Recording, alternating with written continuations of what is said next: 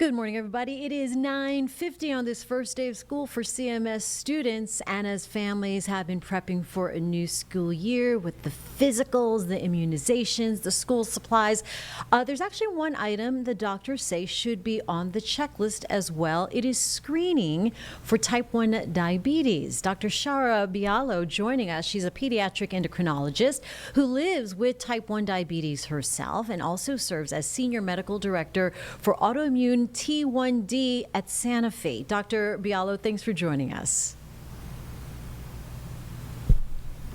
So let's talk about why is back to school specifically the right moment for families to think about type 1 diabetes screening?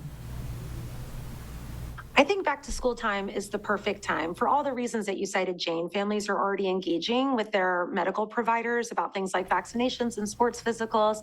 And something in the realm of health maintenance is that families who live with type 1 diabetes, that confers a risk of up to 15 times for the remaining family members. It's just an important fact to keep top of mind and to potentially surface because knowledge is power.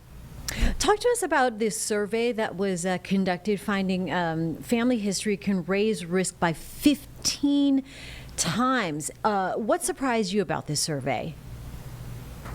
Yeah, so there's a survey that's called the Family Factor. It was released by a patient advocacy group called Beyond Type 1. It was commissioned by Sanofi, who I'm very proud to work for.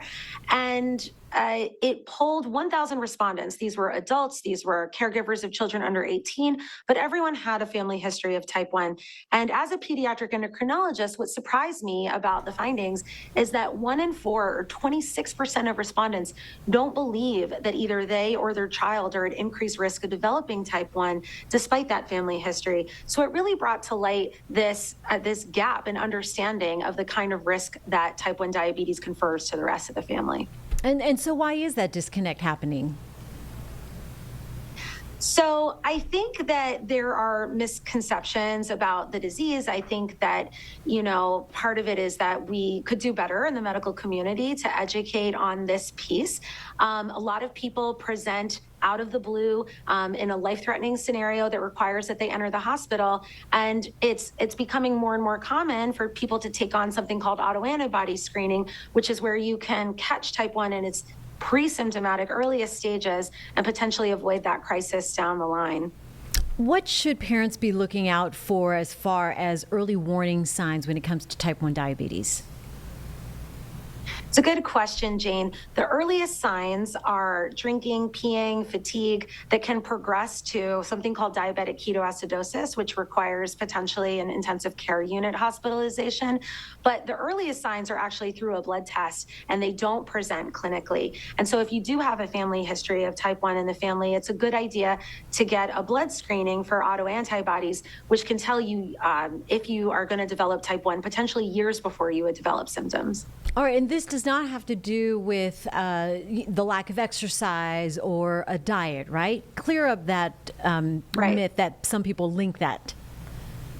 Yes, it's a common misconception, but that's more type 2 diabetes, and type 1 diabetes is an autoimmune disease that's treated very differently. All right, and you actually have been diagnosed as a child yourself. How does your own diagnosis shape the way you talk about it? So I'm a big advocate for screening and awareness because of my own entry point into life with type 1. I ended up presenting with diabetic ketoacidosis, and we know we can eliminate this if we screen early. The good thing that we learned from our survey is that after learning about either their own or their child's heightened risk, 85% of respondents said that they were more likely to pursue that autoantibody screening. So I think knowledge is power, and just getting that message out there is important. All right, so what can people do? What are their options if they want to get screened? It's also a great question, Jane. So there's a wonderful resource for people who may have a family history of type 1 or who are just interested in learning more. And it's a website called screenfortype1.com. That's the number 1. So screenfortype1.com has more information and tells people how they can go about getting autoantibody screening. All right, very good. Dr. Bialo, thank you for joining us. Really good conversation for families as we all get it together for the first of the school year. Appreciate your time. Thank you, Jane.